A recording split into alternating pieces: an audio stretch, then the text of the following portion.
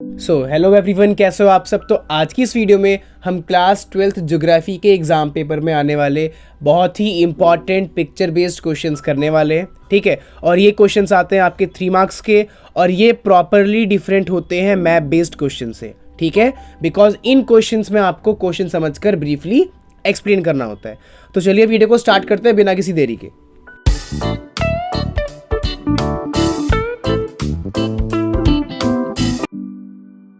आपको स्क्रीन पर first question दिख रहा होगा और ऐसे ही क्वेश्चंस आने वाले हैं आपके। ठीक है, रीड करते हैं। Observe, study the given map showing areas of subsistence gathering carefully and answer the following question. तो बेसिकली आपको सब एरियाज ऑफ सबसिस्टेंस गैदरिंग जो है इसका मैप गिवन है। फर्स्ट क्वेश्चन क्या दिया है कि दिए गए मैप में identify and name the areas marked ABCD on the map. जी हाँ, तो ये जो ABCD, ये जो हम बोल सकते हैं कि शेडेड एरिया है, इनके नाम बताने हैं। ठीक है, तो अगर आपको नाम नहीं पता तो अभी लिख लेना, बाकी मैं सारे क्वेश्चंस के आंसर भी शो कराऊंगा। ठीक है, तो जितनी आज वीडियो में आप क्वेश्चंस पढ़ोगे ये प्रॉपर कंफर्म करके ही जाना इस वीडियो को देखकर। अब बेसिकली जो A वाला पार्ट है वो कनाडा में ऊपर की तरफ है, तो नॉर्दर्न कनाडा लिख दोगे। नीचे लिखोगे B में अमेजोन बेसिन, D वाले में ट्रॉपिकल अफ्रीका और C वाले में नॉर्दर्न यूरेशिया। ठीक है, सेकंड क्वेश्चन क्या बोला है, explain any 2 characteristics of hunting and gathering. अब हंटिंग गैदरिंग कहाँ पर होती है, प्राइमरी एक्टिविटी में, तो उसके 2 पॉइंट लिख देना। थर्ड में क्या बोला है, give 2 reasons why gathering has little chance to become important at global level. 2 reason बताओ कि गैदरिंग जो है वो ग्लोबल लेवल पर आ नहीं पाई। ठीक है, सो बेसिकली अब चलो आंसर देखते हैं एक बार, इनके आंसर्स क्या है। ठीक है, सबसे पहला हमारा हो गया यही है, northern Canada, Amazon basin, northern Eurasia और ट्रॉपिकल अफ्रीका। सेकंड क्वेश्चन में देखो मैंने यहाँ पर 3 पॉइंट लिखे हैं, आपको 2 ही लिखने हैं क्योंकि ये 1 मार्क क्वेश्चन होता है, तो एक भी फालतू मत लिखना। ठीक है, आपका टाइम क्यों वेस्ट होगा। तो यहाँ पर क्या होता है कि हंटिंग एंड गैदरिंग जो है वो कहाँ करी जाती है, हार्श क्लाइमेट में, बहुत ही खराब। ठीक है, जैसे या तो बहुत ज़्यादा गर्मी हो या बहुत ज़्यादा ठंडी हो। सेकंड क्या बोला है, these activities are done by primitive societies that depend on wild animals plants. मतलब बेसिकली पुराने समाज के लोग क्या करते थे जो कि अपने प्लांट्स एंड एनिमल पर डिपेंडेंट रहते थे। सी, these activities require a small amount of capital investment and operate at a very low level of technology। मतलब शुरू करने के लिए बहुत ही कम पैसा चाहिए और चलाने के लिए बहुत ही कम टेक्नोलॉजी चाहिए। ठीक है, अब एक बार थर्ड क्वेश्चन दोबारा देख लेते हैं कि थर्ड क्वेश्चन में पूछा क्या गया था। पूछा है कि 2 रीजन बताओ कि क्यों गैदरिंग के ग्लोबल लेवल में इंपॉर्टेंट होने के बहुत ही कम चांसेस हैं। तो हमने लिखा है products collected from gathering can not compete in the world market. Gathering से जो भी प्रोडक्ट मिलते हैं वो वर्ल्ड मार्केट में कॉम्पीट नहीं कर सकते। क्यों? Because synthetic products that are better in qualities are available at lower prices then the products collected by gathering. कि सिंथेटिक या मैन मेड प्रोडक्ट्स जो होते हैं वो गैदरिंग किए गए प्रोडक्ट्स से अच्छी क्वालिटी के भी होते हैं और सस्ते दाम पर भी होते हैं। ठीक है, अब आते हैं हम नेक्स्ट क्वेश्चन पर। तो देखिए सेकंड क्वेश्चन जो है उसमें आपको एक इमेज दिख रही है। ठीक है, और सेम बेसिस पर 3 क्वेश्चन गिवन है, तो चाहे आप पॉज करके रीड भी कर सकते हैं। ठीक है, तो चलिए स्टार्ट करते हैं। बेसिकली यहाँ पर ये जो क्वेश्चन है, ठीक है, उसमें बोला from which country is the given canal passing. ये एक कैनाल की फोटो है, तो बेसिकली ये जो कैनाल है उसको हम सिज कैनाल बोल देते हैं और इससे काफ़ी ज़्यादा क्वेश्चन आते हैं। ठीक है, अच्छा एक चीज़ और मैं आपको बता दूं कि मैक्सिमम जो पिक्चर बेस्ड क्वेश्चन है ना वो ट्रांसपोर्ट एंड कम्युनिकेशन चैप्टर में से आते हैं। कौन सी बुक के? आपकी फंडामेंटल ऑफ ह्यूमन ज्योग्राफी, जिसमें वर्ल्ड की बातें होती हैं। ठीक है, तो मैंने उसमें से ही बहुत सारे क्वेश्चन इंक्लूड किए हैं। ठीक, तो क्या बोला है, from which country is the given canal passing. तो ये इजिप्ट से होकर जाती है, इसको याद कर लेना। ठीक है, second, which sea is connected by this canal. तो बेसिकली 2 सी होते हैं, पहला रेड सी होता है और दूसरा मेडिटेरियन सी होता है, जिसको ये कैनाल जो है वो कनेक्ट करता है। ठीक है, अच्छा third, why this canal considered as the gateway of Europe to the Indian Ocean. तो चलिए इसके आंसर्स को रीड कर लेते हैं। देखिए फर्स्ट का आंसर सेम इजिप्ट, सेकंड का मेडिटेरियन सी एंड रेड सी। ठीक है, मैंने मैप पर दिखाने की भी कोशिश करी है, तो देखो आपको दिख रहा होगा ये हमारी रेड सी हो गई। ठीक है, ये हमारा सिज कैनाल है जहाँ पर एरो है और उसके आगे मेडिटेरियन सी, तो इन दोनों को कनेक्ट करता है। अगर आप मैप पर देखते हैं वर्ल्ड मैप पर, तो ये रेड सी, ठीक है, ये सिज कैनाल और ऊपर मेडिटेरियन सी। तो नीचे रेड सी आती है, ऊपर मेडिटेरियन सी आती है और कनेक्ट कौन सा करता है, हमारा सिज कैनाल। अच्छा थर्ड का आंसर क्या था, this canal is considered as a gateway of Europe to the Indian Ocean because the canal cut short the thousands of miles of distance if the trade happen from Europe to the Indian Ocean countries via Suez canal. मतलब कि ये जो canal है ये हजारों मील की दूरी को काट देता है अगर यूरोप से इंडियन ओशियन से होते हुए किसी देश पर क्या हो, ट्रेड हैपन होता है, मतलब व्यापार होता है। तो बेसिकली ये कैनाल क्या करता है, बहुत सारा रास्ता जो है वो शॉर्ट कर देता है, ठीक है। सो थर्ड क्वेश्चन में सेम चीज़ बोली है कि मैप गिवन है और क्वेश्चंस के आंसर देने हैं। तो क्या बोला है, it has been constructed across which isthmus. तो बेसिकली इस्थमस का मतलब, अच्छा पहले तो ये कंफर्म करो कि कौन सा कैनाल है, डायग्राम देखो। तो यहाँ तो चलो ऑलरेडी आंसर गिवन है, ये नीचे लिखा हुआ है ना पनामा, तो बेसिकली ये पनामा कैनाल ही है, ठीक है। सेकंड क्वेश्चन क्या बोला है, which two ocean is connected by this canal, कि ये कैनाल जो है कौन से दो ओशियन कनेक्ट करता है। और तीसरा, इसके बारे में दो कैरेक्टरिस्टिक्स बता दो। क्वेश्चन सबसे पहले इस्थमस, तो ये तो बेसिकली इजी क्वेश्चन हो गया कि पनामा कैनाल है तो पनामा इस्थमस ही हो जाएगा, ठीक है। तो फर्स्ट का आंसर हो गया पनामा। अच्छा इस्थमस समझ लो अब कि होता क्या है इस्थमस, कहीं और आ जाए तो बेसिकली इस्थमस का मतलब होता है कि जब दो बहुत ही बड़ी बड़ी ज़मीनें होती है, ठीक है, और उसको एक छोटी सी ज़मीन का पार्ट जो है जो कनेक्ट कर रहा होता है, तो उस पार्ट को हम बोल देते हैं इस्थमस, ठीक है। ये समझ में आ गया। कौन से दो ओशियन को ये कैनाल कनेक्ट करता है, तो बेसिकली ये कैनाल जो है हमारा पैसिफिक ओशियन और अटलांटिक ओशियन को कनेक्ट करता है, ठीक है। और थर्ड में बोला ये कि इसके दो कैरेक्टरिस्टिक्स बताने, तो चलिए जल्दी जल्दी आंसर्स देख लेते हैं। सो मैंने ऑलरेडी सारे पॉइंट्स को हाइलाइट किया हुआ था, ठीक है। सो जल्दी जल्दी हम आंसर्स देखते हैं। क्या बोला गया है कि Panama canal has been constructed across the Panama isthmus between Panama city and Colon by the US government, कि पनामा कैनाल जो था वो पनामा इस्थमस के द्वारा या उसके साथ बनाया गया था पनामा सिटी और कॉलन के बीच में, जो कि किसने बनाया था, यूएस गवर्नमेंट ने। Second, this canal connect the Atlantic ocean in the east to the Pacific ocean in the west. ये देखो पिक्चर गिवन है आपको वेस्ट साइड में दिख रहा होगा पैसिफिक ओशियन और ईस्ट में अटलांटिक ओशियन, तो इन दोनों ओशियन को कनेक्ट करता है कौन, पनामा कैनाल, ठीक है।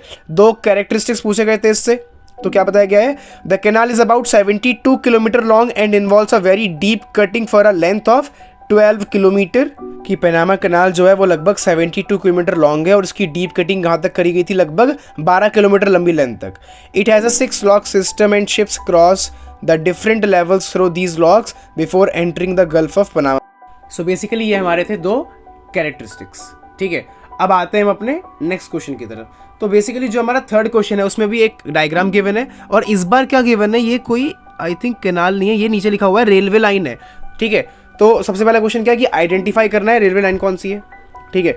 सेकंड नंबर पे बोला है कि name the continent linked by this rail route, कि कौन सा कॉन्टिनेंट रेल रूट से कनेक्टेड है। और थर्ड है बोला कि एक्सप्लेन करो कि ये जो रेलवे लाइन है उसको क्यों हेल्पफुल माना जाता है for the promotion of trade in this region, इस रीजन में ट्रेड करने के लिए। तो सबसे ईजी पहले का आंसर क्या हो गया, तो ये है ट्रांस साइबेरियन रेलवे, ठीक है। और सेकंड, ये किस कॉन्टिनेंट को कनेक्ट करती है, तो ये बेसिकली यूरोप एंड एशिया को कनेक्ट करती है, यूरोप एंड एशिया को। और थर्ड का आंसर अभी हम देख लेते हैं। अब देखो यहाँ पर आपको ना कुछ चीज़ें ध्यान देनी है, जैसे अब आपका जो ज्योग्राफी का सैम्पल पेपर आया था जो सीबीएसई ने दिया था, उसमें भी एक क्वेश्चन था ये वाला। अब कभी कभार क्या करता है कि जैसे जहाँ पर मॉस्को लिखा हुआ है, ठीक है, तो बेसिकली बहुत बार ऐसा होता है कि मॉस्को की जगह ए लिखा होता है, ठीक है, और नीचे बी लिखा होता है, और पूछा होता है कि कौन से किस टर्मिनल तक जा रही है, तो रेलवे स्टेशन के नाम पूछ लेते हैं। अच्छा आपको ये तो पता होना ही चाहिए कि ये कहाँ से कहाँ तक जा रही है, मतलब सेंट पीटर्सबर्ग से लेके लास्ट तक जा रही है, ठीक है। तो फर्स्ट और लास्ट का नाम तो पता होना चाहिए, उसके साथ साथ एक एक आगे पीछे का भी कर लो, ठीक है। ये बस सैंपल पेपर में गिवन था, इसीलिए मैंने बोला है कि एक दो रेलवे स्टेशन के नाम भी याद कर लो, ठीक है, आ सकते हैं। आंसर पढ़ लेते हैं। First same trans Siberian railway, second Asia और यूरोप को कनेक्ट करती है। थर्ड क्या बोला है कि this railway line runs across the Ural mountains and connects agro centers like Chita and Irkutsk. So basically ये कहाँ से होकर गुजरती है, यूरल माउंटेन से होकर गुजरती है, और एग्रीकल्चर सेंटर्स जो हैं चिता और इनको कनेक्ट भी करती है। It also act as a linkage between different manufacturing center, ये अलग अलग मैन्युफैक्चरिंग सेंटर्स को लिंक करने का काम भी करती है, मतलब उस रास्ते से होकर जाती है। और एक और खास बात, it joins most backward and cold regions to the mainland of Russia, मतलब बहुत ही बैकवर्ड वाले इलाके जो हैं और बहुत कोल्ड रीजन जो हैं उनको भी ये रशिया के मेनलैंड में कनेक्ट करती है। सो बेसिकली ये हो गया हमारा आंसर नंबर थर्ड, ठीक है। अब आते हैं नेक्स्ट क्वेश्चन पर। अब देखो सेम चीज़ है फिफ्थ क्वेश्चन में, क्या मैप गिवन है, आप क्वेश्चंस के आंसर बताने हैं। तो सबसे पहले मैं आपको सारे क्वेश्चन बता देता हूँ। जैसे पहले मैं आपको बताना है कि कौन सी रेलवे लाइन है, सेकंड में बताना है कि अटलांटिक कोस्ट के पास बताओ कौन सा टर्मिनल स्टेशन है, थर्ड कि इस रेलवे लाइन को economic artery of the country क्यों कहा जाता है और ये कहाँ से पास होती है, फोर्थ में बताना है सेम चीज़ कि मतलब कौन सी ट्रांसकॉन्टिनेंटल रेलवे, थर्ड में आपको बताना है कि देखो नेम द टर्मिनल स्टेशन बोला है तो फर्स्ट एंड लास्ट में कैरेक्टरिस्टिक्स। तो बेसिकली ये है हमारी ट्रांस कैनेडियन रेलवे, ठीक है, ट्रांस कैनेडियन रेलवे है हमारी। दूसरा अटलांटिक कोस्ट के पास है हमारी, लास्ट में नीचे हैलिफैक्स दिया हुआ है ना, वो हो गया। और वहीं जो सेकंड का फर्स्ट वाला पार्ट था, इसमें आप कर देते दोनों, कौन से कि वैंकूवर से लेकर हैलिफैक्स तक, तो दोनों के क्वेश्चन आ सकते हैं, बेसिस पर है। अच्छा, अटलांटिक की तरफ हो गया हमारा हैलिफैक्स और पैसिफिक की तरफ हो जाएगा हमारा वैंकूवर, तो ये भी डिपेंड करता है कि क्वेश्चन क्या पूछ रहे हैं। ठीक है, अब एक एक करके पहले इन सबके आंसर चेक कर लेते हैं। ठीक है, तो देखो मैक्सिमम ना आंसर सब आप रीड ही करना वीडियो पॉज करके। ठीक है, मैं कुछ कुछ बता देता हूँ। जैसे फर्स्ट का ठीक है कि ट्रांस कैनेडियन रेलवे हो गया हमारा। Second, Halifax is the terminal station. देखो अटलांटिक कोस्ट की तरफ पूछा गया था, इसीलिए मैंने हैलिफैक्स लिखा था। अगर नॉर्मल क्वेश्चन आता कि नेम द टर्मिनल स्टेशन, तो देखो जहाँ पर और में सेकंड वाला आंसर है, Halifax and Vancouver are the terminal stations of the railway line. आपको फर्स्ट और लास्ट बताना होता है, वो ध्यान रखना।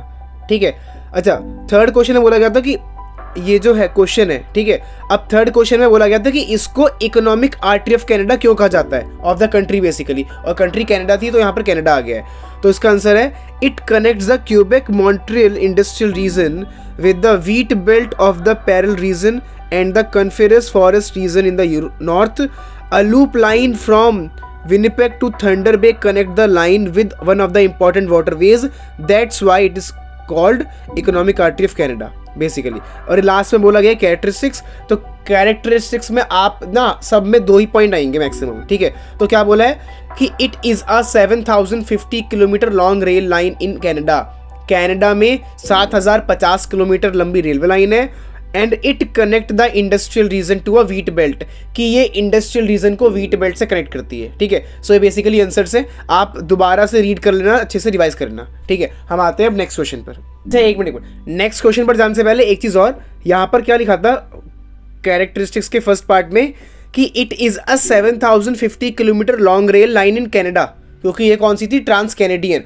हमने इससे पहले क्वेश्चन में कौन सी पढ़ी थी, ट्रांस साइबेरियन, तो वो आई थिंक 9332 समथिंग थी, तो उसको भी चेक कर लेना एक बार। ठीक है, अब आ जाते हैं अपने नेक्स्ट क्वेश्चन पर। ठीक है, अब जो हमारा नेक्स्ट क्वेश्चन है, क्वेश्चन नंबर 6, इसमें भी देखो सेम चीज़, सबसे पहले आपको बताना रेलवे लाइन कौन सी है, दूसरे में 2 टर्मिनल स्टेशन, और तीसरे में स्पेंसर गल्फ के पास कौन कौन से पोर्ट है उसके नाम बताने हैं।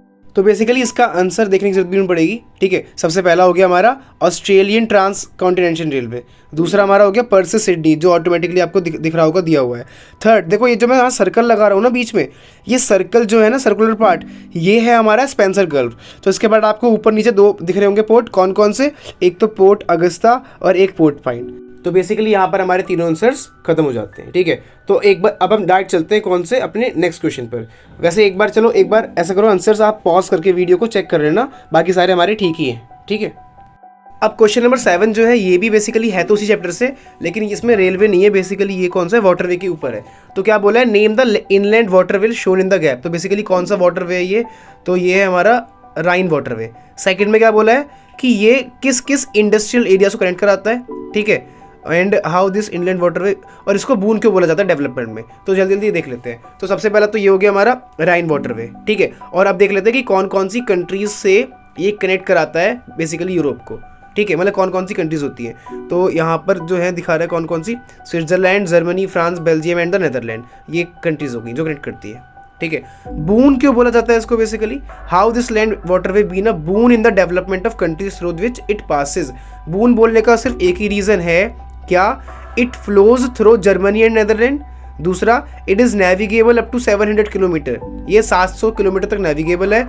दूसरा, third, it flows through a rich coal field and makes the whole basin prosperous manufacturing area, मतलब ये रिच कोल फील्ड के होते हुए फ्लो होता है और पूरे एरिया को क्या बना देता है, ये प्रॉस्परस मैन्युफैक्चरिंग एरिया बना देता है।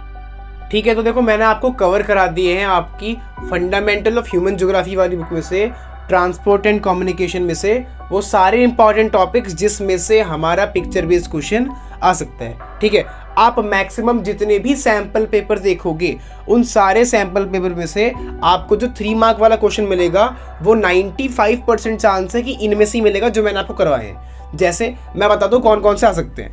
मैक्सिमम चांसेस होते हैं या तो तीनों जो हमने ट्रांस कॉन्टिनेंटल रेलवे करी है, जैसे कौन कौन सी, साइबेरियन, ऑस्ट्रेलियन और ट्रांस कैनेडियन, इनमें से आ जाता है, वरना आएगा आपका सुएज कनाल या पैनामा कनाल में से। ठीक है, तो आज के लिए इतना प्रिपेयर कर लो, अब मिलते हैं नेक्स्ट वीडियो में।